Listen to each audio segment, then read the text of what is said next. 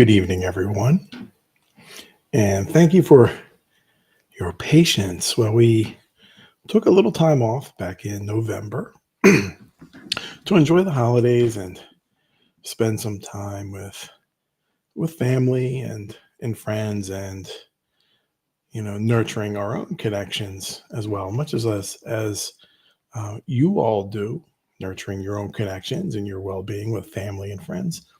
We do as well. So thank you for your patience and welcome back to our bi-weekly guided meditations and Dharma talk. So today is December 9th.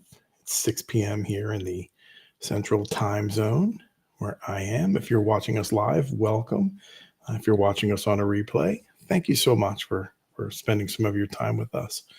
And just some brief announcements before we get into tonight's Dharma talk. You know that we do have our store on our YouTube channel with various different items from shoes and sandals, flip-flops and so forth that you may find comfortable to wear, especially when you go to the pagoda or to the temple. It's, as we are accustomed to do, we take off our shoes. And so it makes it easy to slide on and off if you do, or yoga mats and water bottles and so forth. And then all of the proceeds from that go directly towards our programs, so we can bring them to you and to others in the community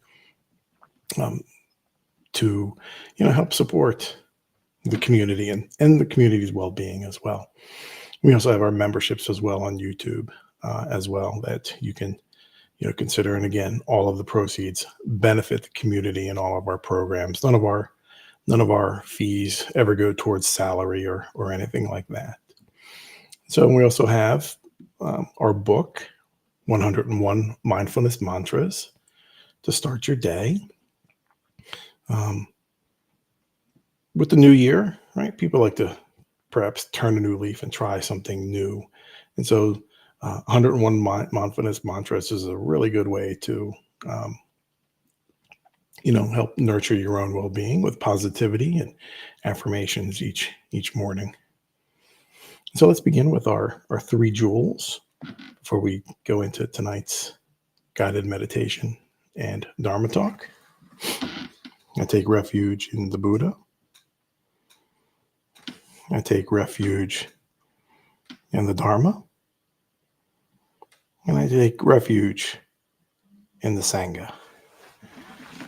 All right. So it's important that we honor the Buddha, right? These are his teachings that we are helping to promote. The Dharma, which are his teachings, which is what we are joyfully promoting and helping everyone out. And then the Sangha, you, right? We honor you, right? And so that's why it's important to offer those 3 jewels. So tonight's topic is developing your mindfulness intelligence. Very often we see that a lot of suffering in the world occurs because we are not mindfully aware or not mindfully, skillfully trained, right, in the practice of mindfulness and awareness and well-being and so forth. So tonight's topic will be how we can develop and nurture those skills so that when challenging situations do arise, we're not overcome by them, right? That we're not overcome and overwhelmed by a rapidly changing society, right? Or unkind words that someone may present to us. So it's important for us to develop our own mindfulness and intelligence. So before we begin, let's jump into our guided meditation, which is going to be doing good deeds, right? When we do good deeds, there are 2 beneficiaries, right? Whoever we are doing the good deed for, certainly, and us as well. So we nurture our own well-being by doing good deeds. But let's begin by taking a moment and settle our bodies into a comfortable position. You may close your eyes or keep them slightly open with a soft focus, looking downward a few feet in front of you if you choose.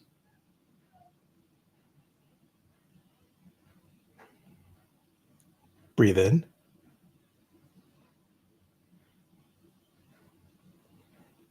Pause.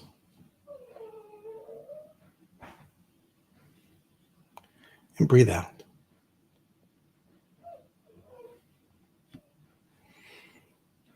And you're allowed and warmly invited to have that half smile rest on your face as well.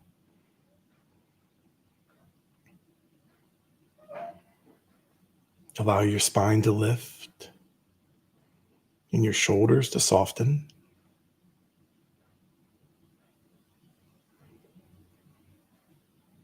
And soften your belly as you continue settling in. Breathe in. Pause. And breathe out. And let's meditate on the benefit of doing good deeds.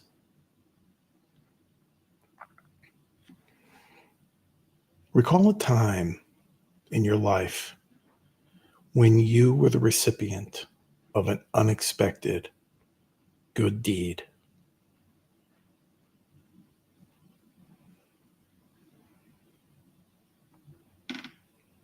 Think about, how did that make you feel? What emotions were brought to the surface as a result of this unexpected gift?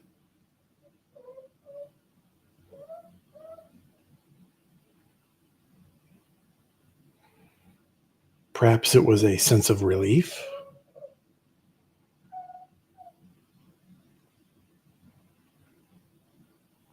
a feeling that you were valued,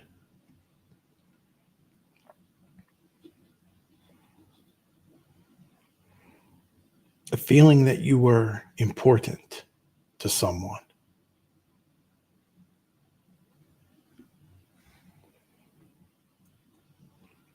Being the recipient of a good deed is certainly a joyful experience and one that is highly treasured.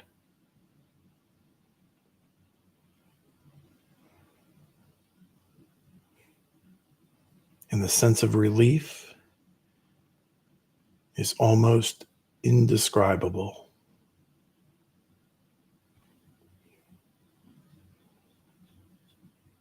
Breathe in.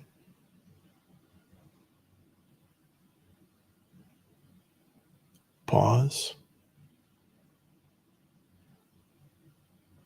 And breathe out.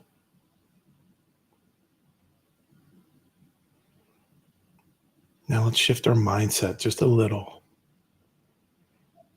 and think of a time when you were the unexpected benefactor to someone in need.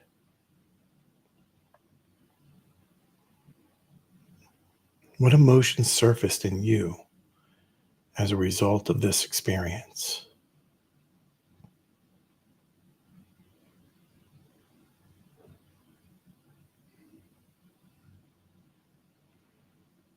Did you expect anything in return when you graciously offered this gift? Of course not. You simply had the means to offer assistance to another human being and willingly gave it to them. And as a result, you eased their suffering, even if it's only for a moment. And that is a precious gift to give to someone. Breathe in.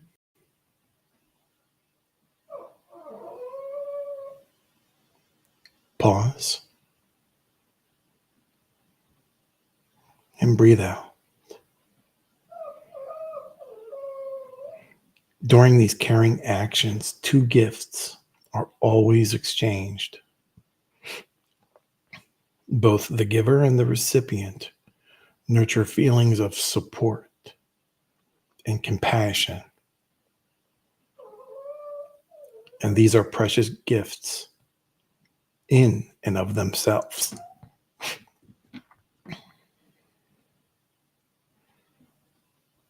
And as you go about, continue exchanging these precious gifts, helping to ease the suffering of others in this world, simply one person at a time. Go ahead and begin to open your eyes slowly and reorientate your body before you move about.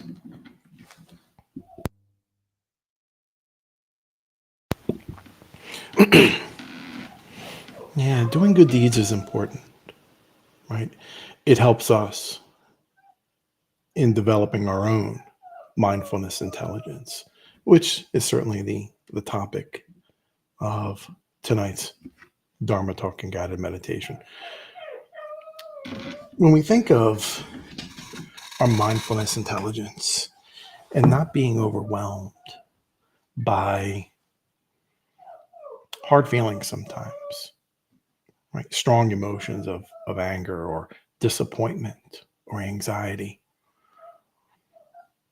it's oftentimes very beneficial to recall and to remember and to bring to the forefront or our own awareness that whatever that situation is, oftentimes it's not about you, right? It's oftentimes not about us. But when we develop our mindfulness intelligence skillfully and properly, we can find ways to make it for us, but not about us, but for us, right? And one of several steps, in nurturing our mindfulness intelligence is simply to just observe what is that situation, right? Just being aware of it. It may be emotionally charged, right? Good or bad, right? Very overjoyous, or perhaps even underwhelming at times. So it's important to just observe what that situation is.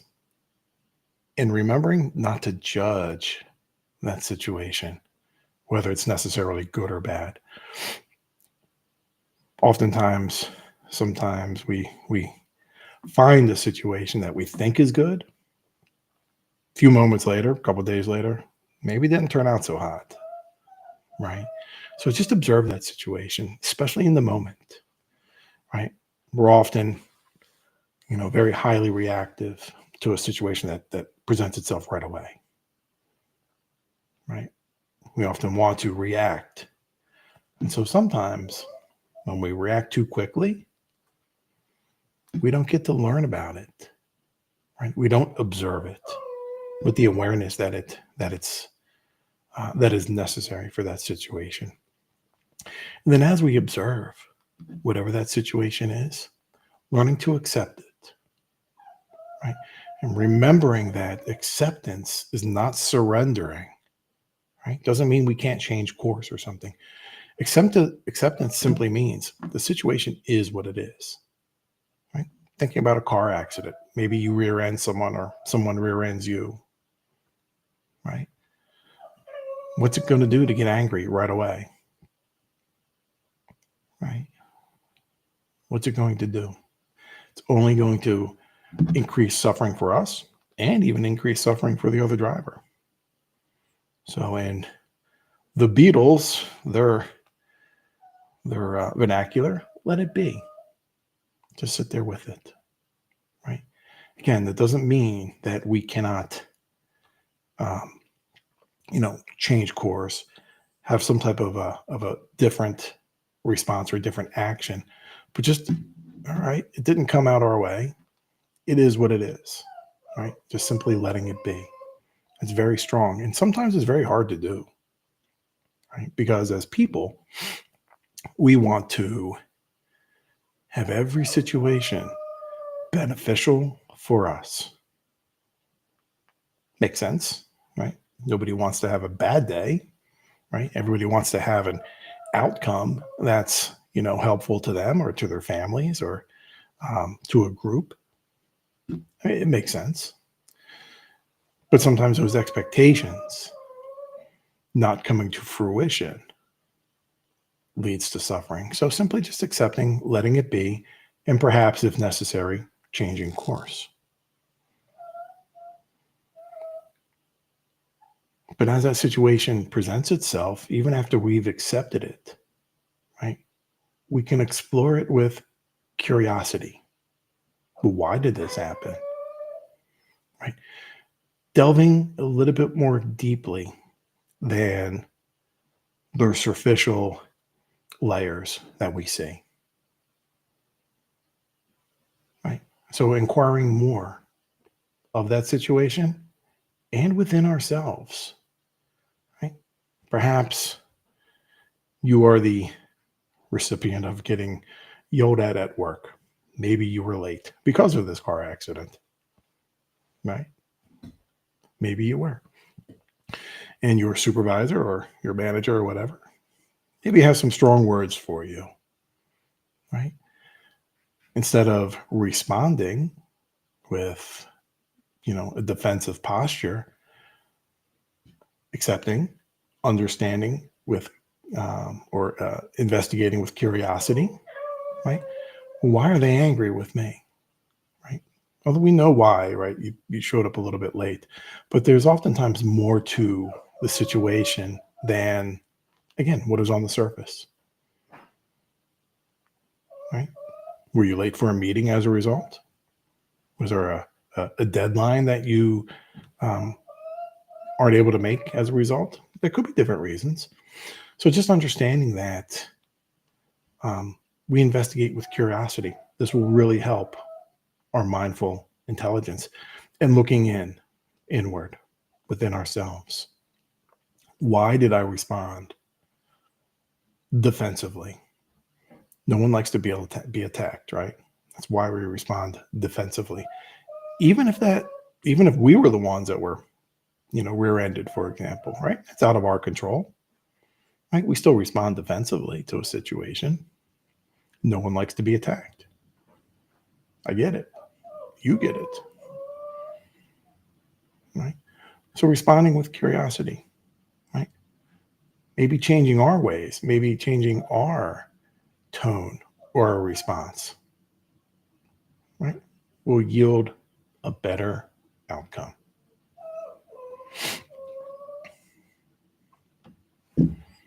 And patience, right? Being patient with people and events, right?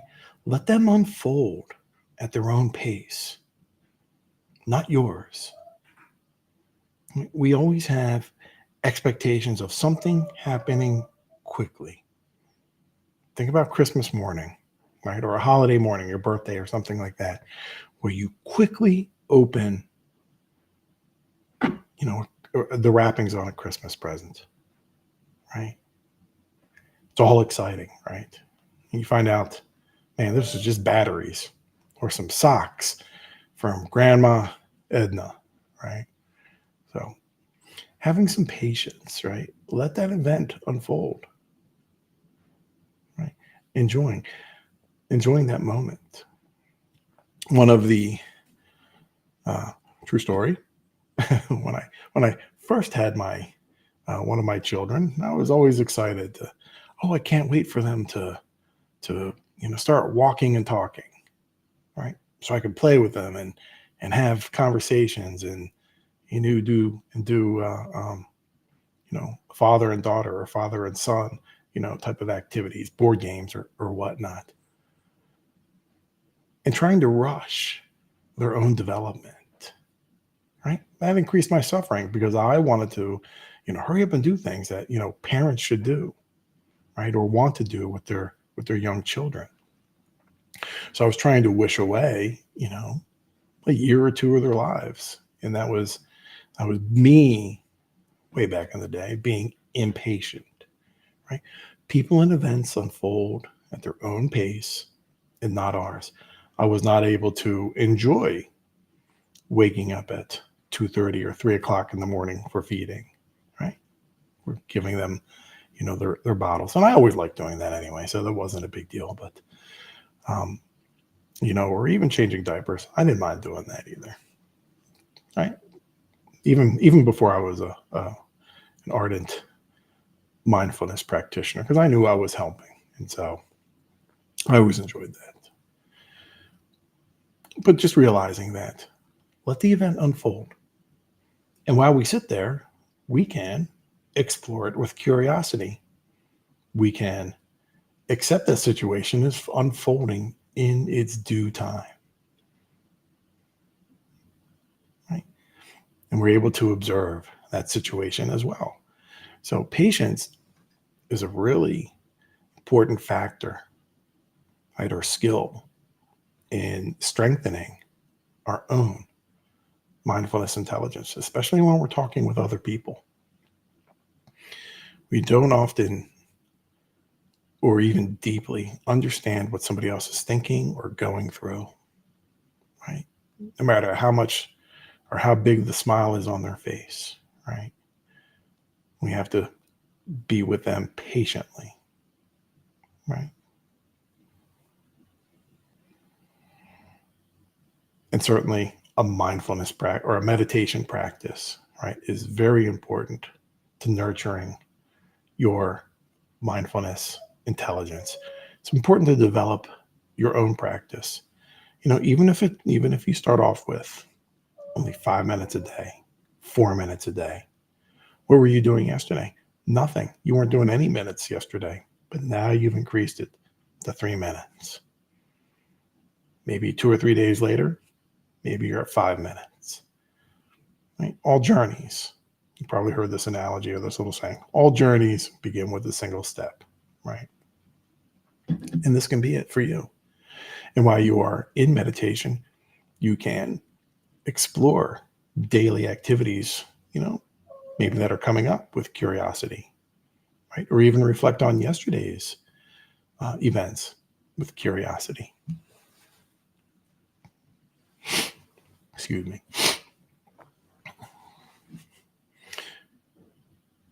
The next factors really kind of deal with even our guided meditation, right? Doing good deeds, compassion and empathy, right? And they have been described as two wings on that same bird, right? And so compassion, right? Having the ability to perhaps help someone in need, and recall times when you help someone, right? Just like in that meditation, the doing good deeds. Recall that time when you helped someone, and then how did that make you feel? You had the ability to, and you chose to. Doesn't matter what it was. Maybe you just held a door open for them. Maybe you did. Maybe you paid it forward in the drive-through, whatever it is, right? Doesn't matter whether the person behind you could afford it or not. It's not the point, right? You helped someone. And so that's what compassion is. And so you can investigate with curiosity how that made you feel. And how do you think that made the other person feel?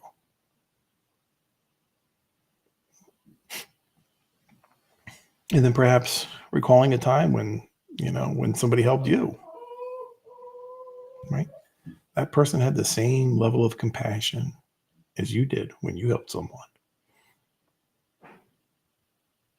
right? One wing, right, on that bird. The next wing, let's get this bird flying, right? And the next wing on that bird is empathy, right? Empathy. You're able to share your feelings or empathize with the sadness or even the joyfulness that somebody else is feeling, right? Doesn't have to be the exact situation. We know what it's like to feel sad. We know what it's like to feel overjoyful.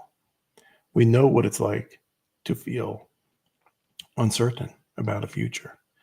Doesn't have to be the same exact situation, right? We know those feelings, and that's what empathy is. right? And then when we are empathetic with ourselves, we are empathetic with others. And when we are empathetic with ourselves and others, we can be compassionate towards others and towards ourselves. Two wings of that same bird, compassion and empathy. When both of those wings are flapping, that bird is flying. That is one way in which we can certainly help ease suffering and perform good deeds for others. So with those good deeds, right, that's generosity, right? It's being generous. And when we oftentimes think of generous, we think of monetary, but it could also be time,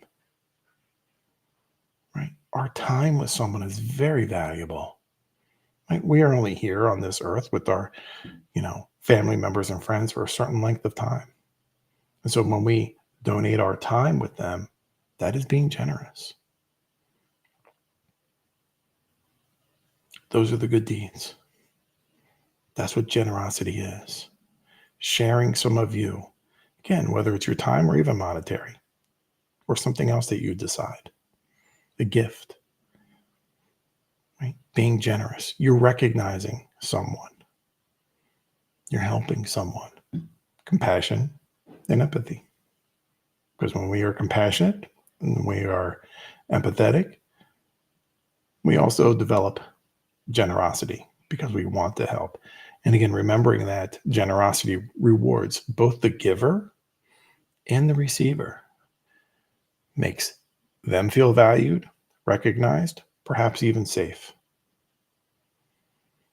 And it allows you those warm feelings that you were able to help someone. You made a difference in someone else's life, even if it was only for a moment, even if it's anonymous. Maybe you put a quarter or a dollar, in a donation can. They'll never know who you are. But you do. You know what you did. And that rewards you as well. And it also earns merit, good karma, right? When we are generous. Right? Good feelings for both you and for the receiver, good karma, and so forth. So generosity stems from empathy and compassion. Compassion and empathy, two wings on the same bird. And when they are flapping, that bird is flying. So something to think about, some skills and some ways to practice to develop your own mindfulness intelligence. There's a lot of suffering in this world. A lot, too much. And we all, every single one of us, has the ability to help someone, no matter how small or how remote that person may be.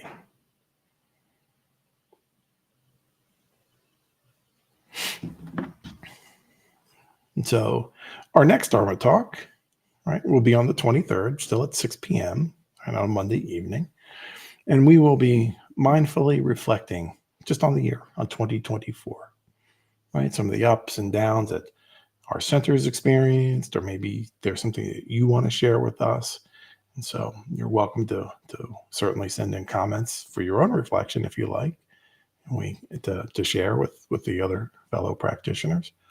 But we'll reflect on the year, and perhaps maybe even explore goals or intentions for 2025. With that, we'll end with our three jewels. I take refuge in the Buddha. I take refuge in the Dharma. I take refuge in the Sangha. Sathu, Sathu, Sathu. Thank you all for coming and joining us this evening. Right? We talked about developing our mindfulness intentions and doing good deeds to help others and for ourselves. And with that, I wish you all an evening of peace, ease, and well-being, and many blessings to you all as you go back out into the world. Take care, my friends.